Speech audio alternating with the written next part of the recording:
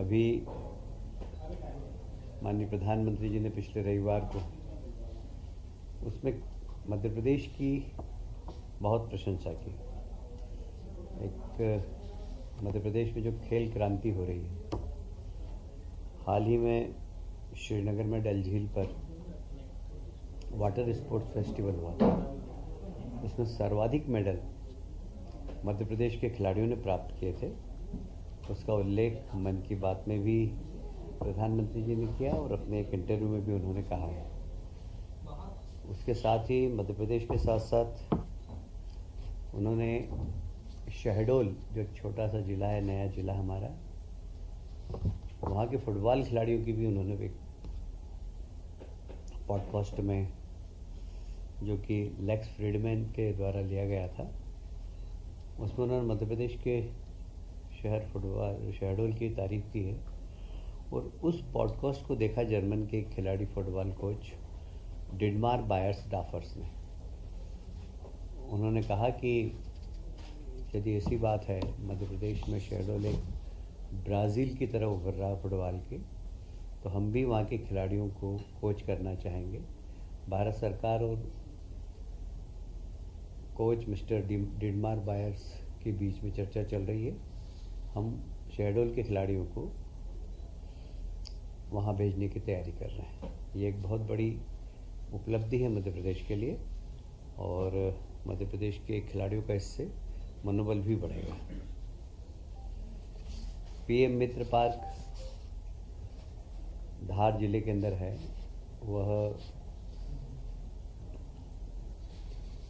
फिर से एक बार पूरे देश के अंदर एक क्रांति आ रही है कॉटन इंडस्ट्रीज़ की। एक समय था कि हमारे देश में कॉटन इंडस्ट्रीज़ पूरी दुनिया के अंदर बड़ी फेमस थी। इंदौर, उज्जैन, अहमदाबाद, बुरहानपुर, ये सब कॉटन इंडस्ट्री के बड़े उद्योग थे और बड़े कॉटन के मार्केट भी थे और बड़े कॉटन क्लॉथ की मार्केट भी थे।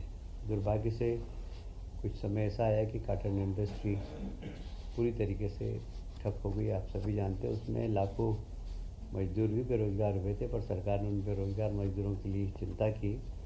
अब पुनः ये इंडस्ट्री में बूम आ रहा है और हमें कहते हुए बहुत गर्व है कि एक बहुत बड़ा पार्क हो, पीएम मित्रा पार्क धार में मिला है हमको। उसका एक रोड शो 3 सितंबर को हमारे केंद्रीय मंत्री श्री गिरिराज किशोर जी, टेक्सटाइल मिनिस्टर हैं, उनके साथ एक रोड शो होगा और उसमें सभी टेक्सटाइल उद्योग के देश के और बाहर के भी लोग आएंगे और हम तत्काल भूमि आवंटन प्रक्रिया प्रारंभ करेंगे। मात्र 1 रुपये प्रति वर्ग मीटर प्रीमियम और 120 रुपये प्रति वर्ग फीट विकास शुल्क लेकर जो पहले आएगा वो पहले पाएगा, इस आधार पर हम चालू करेंगे। और ये 22 अगस्त से 11 सितंबर तक इनके फॉर्म खुले रहेंगे। ये एक बहुत बड़ा, इसमें लगभग 2000 करोड़ से अधिक की लागत लगेगी और लगभग 3 लाख नौकरियों का सृजन होगा इसमें, और साथ ही 1 लाख अप्रत्यक्ष भी रोजगार मिलेंगे। आप सभी जानते हैं, कल ही विक्रमादित्य वैदिक घड़ी और मोबाइल ऐप का लोकार्पण हमारे प्रदेश के लोकप्रिय मुख्यमंत्री डॉक्टर मोहन यादव जी ने किया है। एक समय था जब कालगन्ना का सेंटर उज्जैन हुआ करता था और 1000 साल के गुलामी के कालखंड में कुछ परिस्थितियाँ ऐसी बनी कि कालगन्ना का केंद्र अब बदल गया। हमारा प्रयास होगा, क्योंकि हमारा जो कालगन्ना हमारी है वह बिल्कुल एक तरीके से वैज्ञानिक है और उसमें फ्रैक्शन ऑफ सेकंड का भी परिवर्तन नहीं आता है। ये हमारे कालगन्ना की विशेषता है।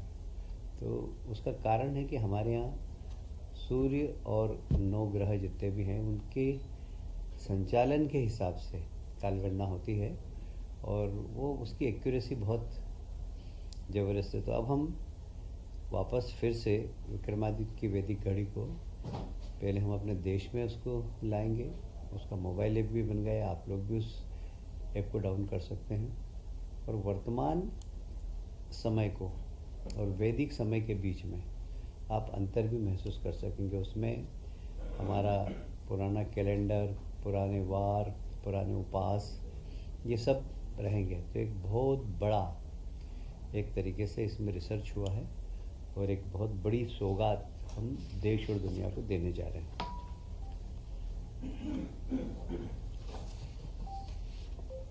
ग्वालियर पर्यटन कॉन्क्लेव हुई पिछले दिनों 30 तारीख को।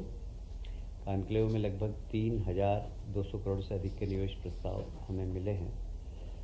7 भूमियों के लिए 6 निवेशकों को लेटर ऑफ अलॉटमेंट प्रदान किया गया। सीधे तौर पर 7 करोड़ से अधिक का निवेश और बड़ी संख्या में रोजगार सृजन होगा। आप जानते हैं कि पर्यटन अपने आप में एक बहुत बड़ी इंडस्ट्री है और इसमें देश के बड़े इन्वेस्टर जो पर्यटन के क्षेत्र में काम करते हैं, उन लोगों का आना, रुचि लेना और तत्काल इस कॉन्क्लेव में ऑफर को स्वीकार करते हुए एमओयू करना, ये एक बहुत बड़ी उपलब्धि है। Shri Sachin Gupta service land and developers private limited हैं, उन्होंने 1,000 करोड़ का एमओयू किया है। श्री मुकेश अग्रवाल जी और Babulal Jain Shruti infrastructure private limited 500 crore का किया है इन्होंने। Shri Vikas Ahluwalia John by the park 500 crore का। श्री काहा डेवलपर्स प्राइवेट लिमिटेड इनका 250 करोड़ का। और ऐसे ही लगभग 20 से अधिक निवेशकों के प्रस्ताव मिले हैं, जिसकी राशि कुल 3,200 करोड़ से अधिक रही है। यह कॉन्क्लेव 11 से 13 अक्टूबर तक आयोजन होने वाली मध्य प्रदेश ट्रेवल मार्ट की एक तैयारी का हिस्सा है। आप सभी जानते हैं कि प्रधानमंत्री जी का एक सपना है कि हर घर के अंदर शुद्ध जल पहुँचे, नल जल योजना। क्योंकि WHO का एक रिपोर्ट के अंदर ज़्यादा जो हमारे यहाँ बीमारियाँ होती है, विशेषकर एशिया के अंदर, वह वाटर के द्वारा होती है, गंदे पानी से होती है। और इसलिए शहर स्वच्छ रहे, स्वस्थ रहे, भारत स्वच्छ रहे और स्वस्थ रहे, ये प्रधानमंत्री जी का सपना है। और इसीलिए नल जल योजना जो प्रधानमंत्री जी की बहुत ही उनके प्रिय योजना है और उसमें मध्य प्रदेश ने काफ़ी अच्छा काम किया है। जल जीवन मिशन के क्रियान्वयन के हमने वापस अभी एक बार पुनरीक्षित करने के बाद ऐसा लगा कि अभी योजना हमारी अधूरी है और उसमें और पैसों की आवश्यकता है। अब चूँकि केंद्र सरकार ने अपना बजट बता दिया था पहले, पर अब जो भी लागत आने वाली वो मध्य प्रदेश सरकार अपने बजट से देगी। और इस प्रकार मिशन में अब तक लगभग 20,765 करोड़ की लागत की 27,990 एकल ग्राम नल जल योजनाएं, राशि लगभग 60,786 करोड़ लागत की 148 समूह जल प्रदान योजनाओं की स्वीकृति प्रदान की गई है। स्वीकृति 27,990 योजनाओं में से 15,947 ग्रामों की योजनाएं पूर्ण हो चुकी है। मैं इसको फिर से रिपीट करता हूँ। स्वीकृत हुई थी वो 27,990 योजनाएं, उसमें से 15,947 ग्रामों की योजनाएं पूर्ण हो चुकी है एवं 12,043 योजनाओं में से योजनाओं के कार्य विभिन्न चरणों में अभी प्रस्तावित है।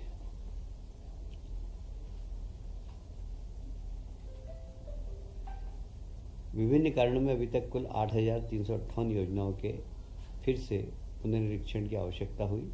यदि पुनरीक्षण की कार्रवाई नहीं की जाती तो 7 लाख ग्रामीण परिवार क्रियाशील घरेलू नल कनेक्शन से वंचित रह जाते।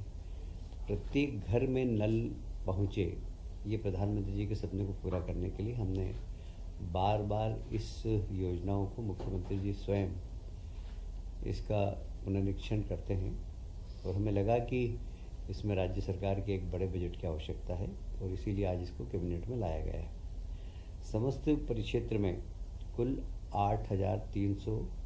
58 पुनरीक्षित परियोजनाओं के स्थायी वित्त समिति की बैठकों में विस्तृत परीक्षण के उपरांत कुल लागत 9,026.97 करोड़ की स्वीकृति दिए जाने की अनुशंसा की गई है। इन योजनाओं की मूल स्वीकृति लागत 6,212.76 करोड़ है। इस प्रकार कुल 2,813.21 करोड़ हैं, जो लगभग 13.55% है। योजनाओं की लागत में रुपये 2,813.21 करोड़ की केंद्रांश से समानुपातिक राशि प्राप्त नहीं होगी, इसलिए लागत वृद्धि की संपूर्ण राशि राज्य सरकार द्वारा वहन किए जाना है। और इसीलिए मंत्रिमंडल में आया है, क्योंकि केंद्र सरकार ने कह दिया कि जो उनका अंश केंद्रांश है वो हम नहीं देंगे, और इसीलिए राज्य सरकार इसको वहन करेगी। हमारा उद्देश्य बहुत क्लियर है कि हमें हर गांव के अंदर शुद्ध पानी पहुंचाना है, और इसीलिए इतना बड़ा आज प्रस्ताव हम कैबिनेट में लाए हैं। कुल मिलाकर ये 80,000 करोड़ की योजना है।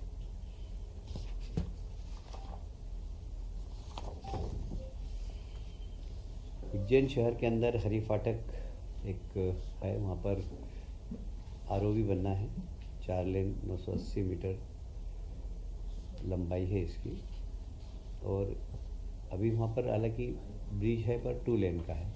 पर जिस प्रकार सिंहस्थ आ रहा है, और संख्या के बारे में अभी कोई भी अनुमान नहीं है, पर हम अपनी तैयारी उस पर कर रहे हैं कि हमेशा जितने आती है उससे 3 गुना भी अगर जनता आए तो हम कम से कम उनके सुविधापूर्वक आके स्नान कर सके, ये हमारी तैयारी है। वहाँ पर चूँकि 4 लेन ब्रिज के दोनों साइड बन गई है, और ब्रिज 2 लेन का ही है, इसलिए हमेशा ब्रिज पे जाम भी लग जाता है, इसलिए 4 लेन वहाँ पर बहुत आवश्यक है। तो ये 4 लेन ब्रिज बनने वाला है। इसकी लागत लगभग 371 करोड़ की है, प्रशासकीय स्वीकृति। आज इसको कैबिनेट ने मंजूरी दे दी है, फाइनेंस की भी मंजूरी आ चुकी है, और हमारे विभाग ने भी इसमें मंजूरी दे दी थी। एक और लोक निर्माण विभाग का बड़ा महत्वपूर्ण प्रस्ताव है, ये भी इंदौर उज्जैन ग्रीनफील्ड रोड। इसमें 4 लेन रोड है, साथ में पेवर शोल्डर है, और साथ में सर्विस लेन भी है। तो यह पहले विभाग बनाने वाला था इस रोड को, पर चूँकि वहाँ के ग्रामीण क्षेत्रों के लोगों की मांग थी कि यहाँ सर्विस लेन भी बनाई जाए, तो इसकी लागत बढ़ रही थी, इसलिए इसको हाइब्रिड एन्युटी मॉडल, जिसमें बीओटी भी होता है और ईपीसी भी होता है, तो ईपीसी और बीओटी दोनों मिलाकर इसको हाइब्रिड एन्युटी मॉडल कहते हैं, एन्युटी मॉडल कहते हैं इसको।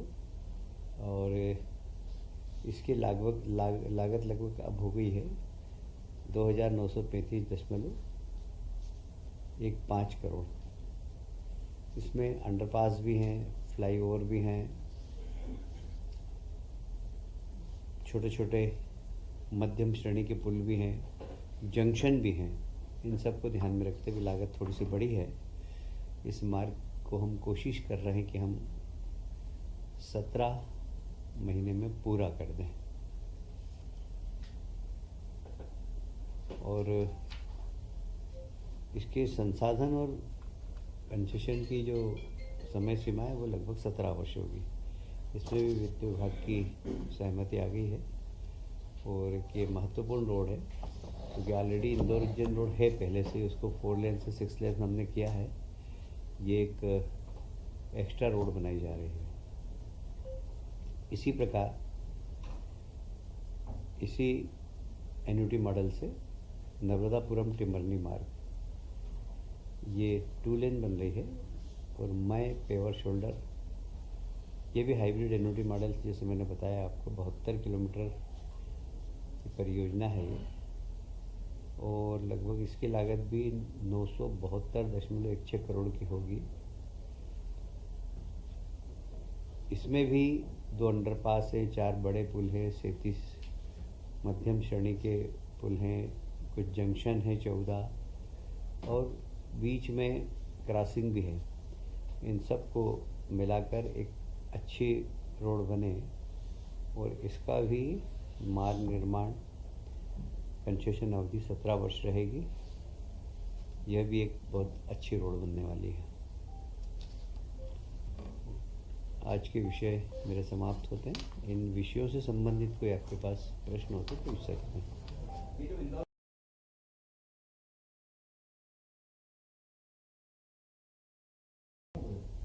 यह नया रोड है। ये अपने एयरपोर्ट से जब हम आगे जाते हैं तो पितृ पर्वत आता है, उसके आगे वहाँ से सीधा ये उज्जैन में जाएगा। 48 किलोमीटर का ही है। ग्रीन फील्ड में बन रहा है नया रोड। जब भी कोई किसी स्थान पर नया रोड बनता है तो उसको बोलते हैं ग्रीन फील्ड रोड। नहीं है, नई सड़क बन रही है।